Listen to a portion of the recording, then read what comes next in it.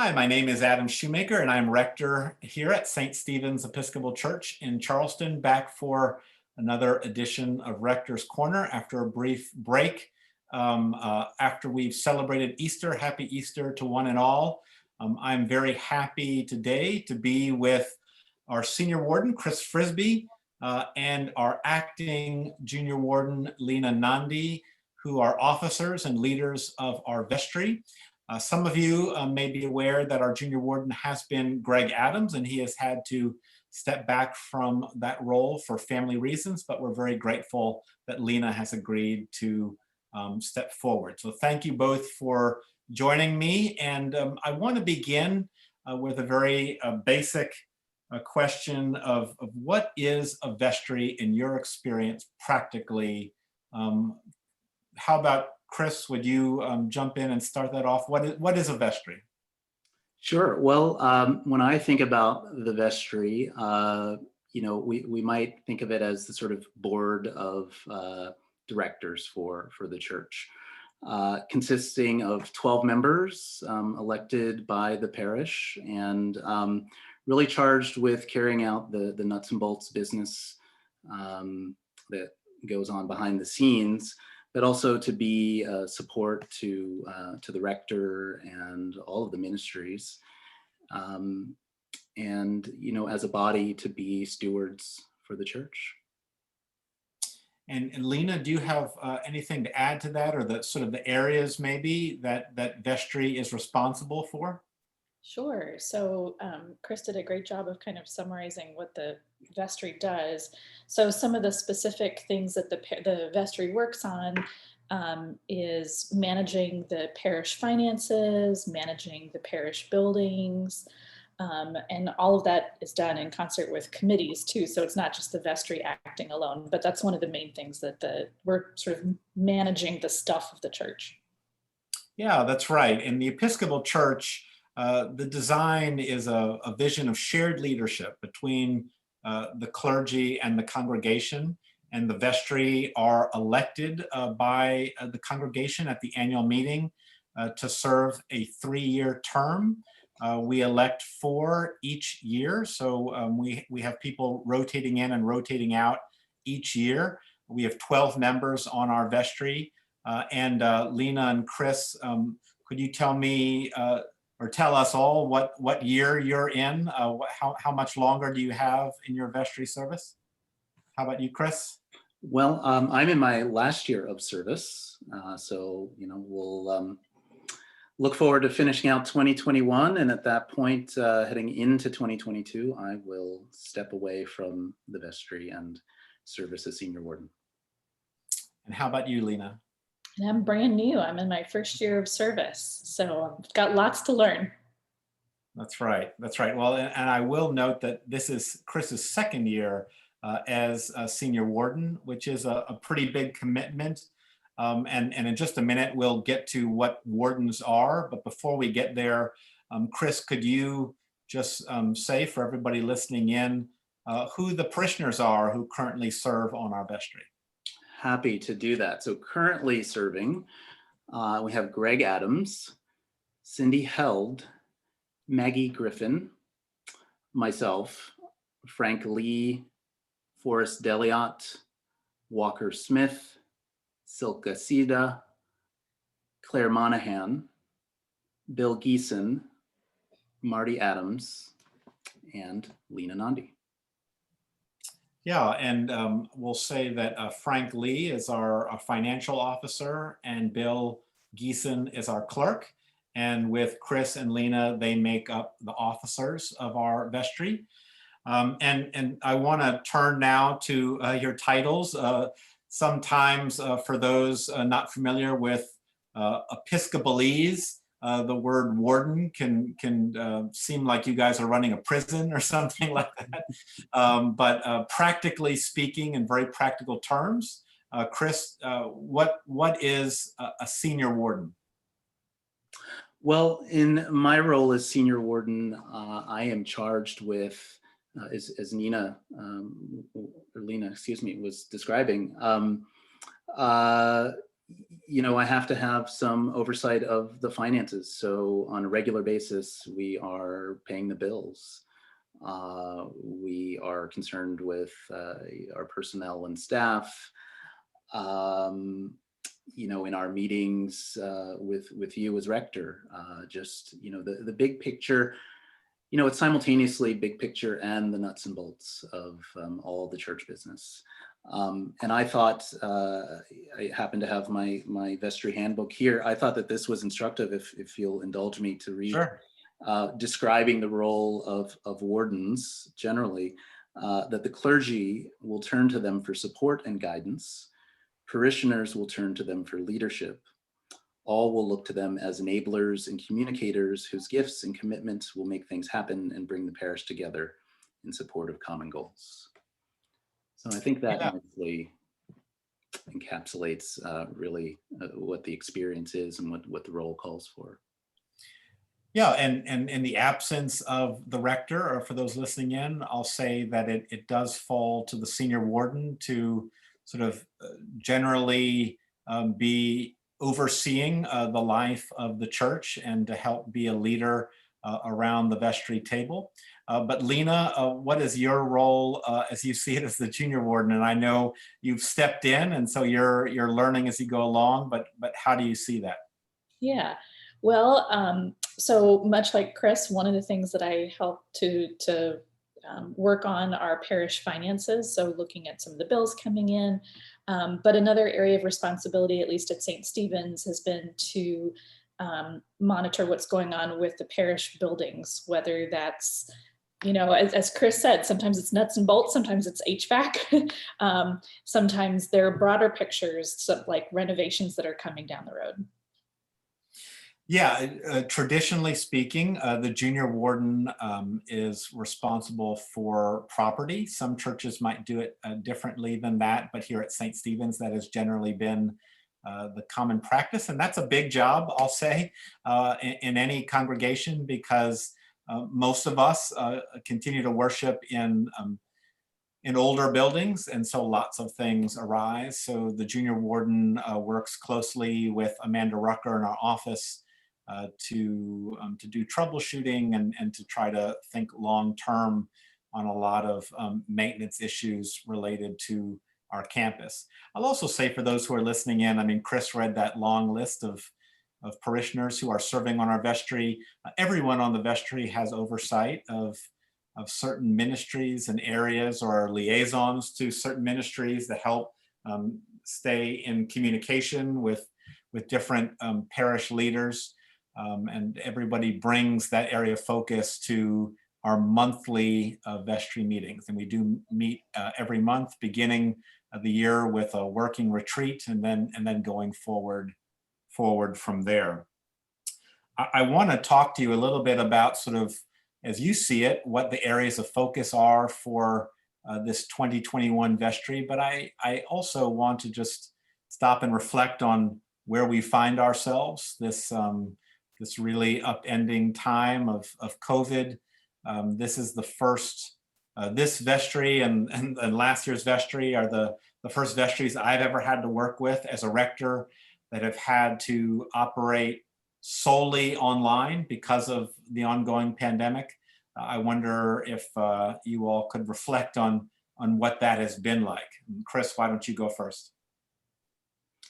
Well, it's been a challenge, but I think one that we have met admirably.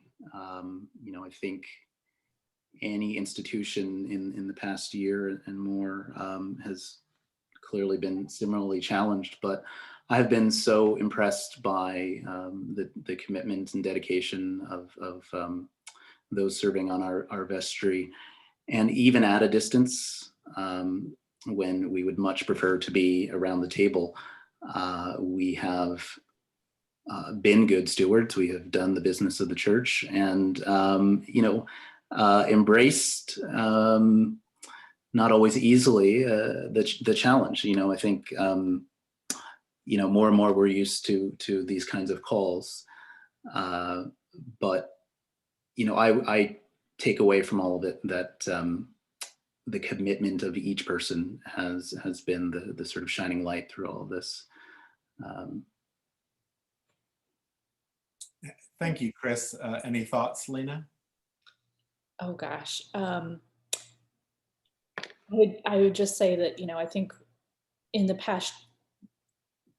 over the past month, I think the vestry has worked really hard to think about how to be inclusive at a time where that's a real challenge, trying to think about how to manage that where everybody's at home and not at church where we normally would be. So I think, when we would think about fellowship, we're all together in the same space. And so I think trying to manage that in a very different time,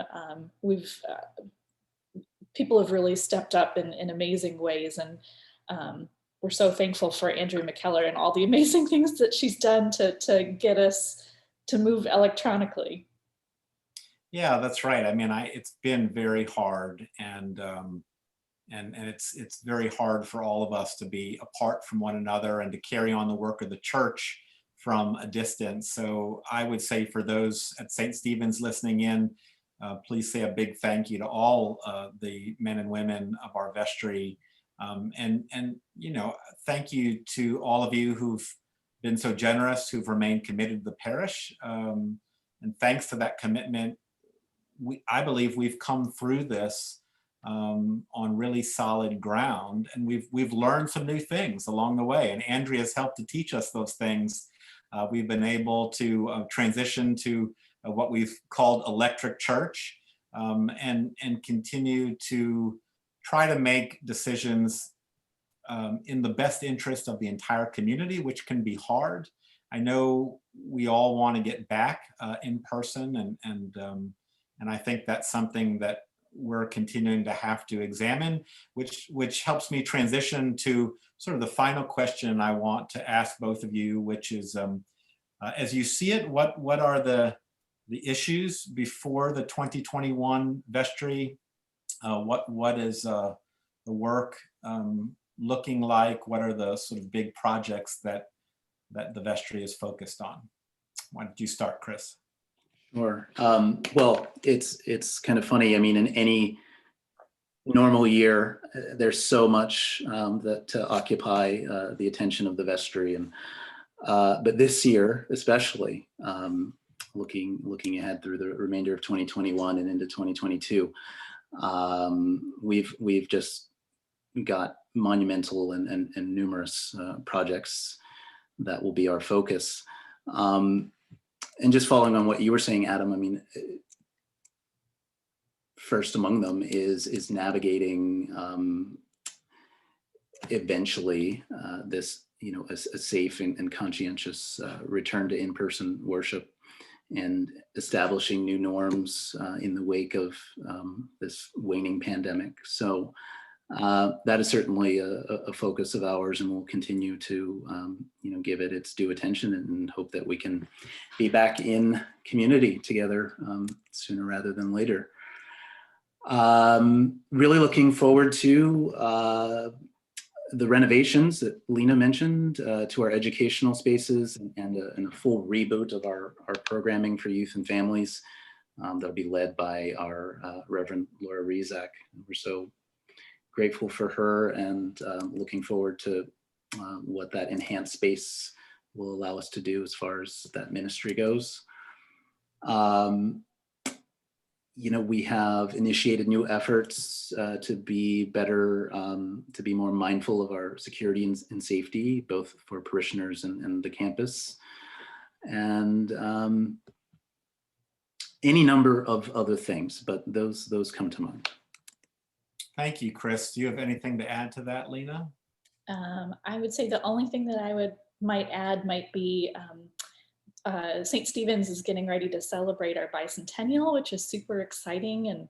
And Claire Monahan, who's a member of the vestry, is sort of spearheading that effort. And so I know we're all really excited to celebrate St. Stephen's and its presence in Charleston. Yeah, and I think that coming back as we begin to transition back in person, to be able to celebrate and mark 200 years of life and ministry at St. Stephen's, that can be something that we can all look forward to. And many of you might reach out with questions about how we're navigating COVID. Some of you have reached out to me. Feel free to do so as well to anybody on the vestry, because vestry members also are good conduits, so to hear questions or concerns, but we will continue to try to be transparent and communicative as we move forward. You all received the all parish mailing we sent out just after Easter Sunday, letting you know that we're still going to sit tight and largely remain online for a little while longer.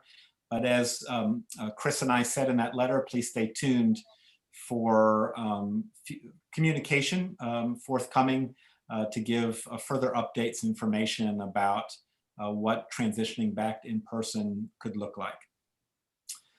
Anything else, Chris and Lina, for the good of the order about service on the vestry?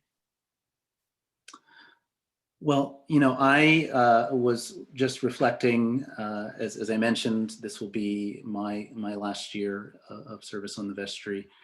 And, you know, I would just encourage anybody in the congregation across the parish to consider vestry service, whatever your talents may be, whether that be, you know, in landscaping or in finance, or you know, just communicating the word. There's a role on the vestry and on its various committees and task forces, I think, really for everybody. So it's fulfilling work. You're doing God's work by serving the church, and yeah, I would leave folks with that. Yeah, I think that's well said, Chris. Every church in the Episcopal Church needs a vestry. We elect those vestry members again at the annual meeting, which happens every January, and we'll certainly provide opportunities in the fall for people to learn more and be reaching out. But please do consider serving. It's open to any member who is baptized, confirmed, or received into the church on our rolls.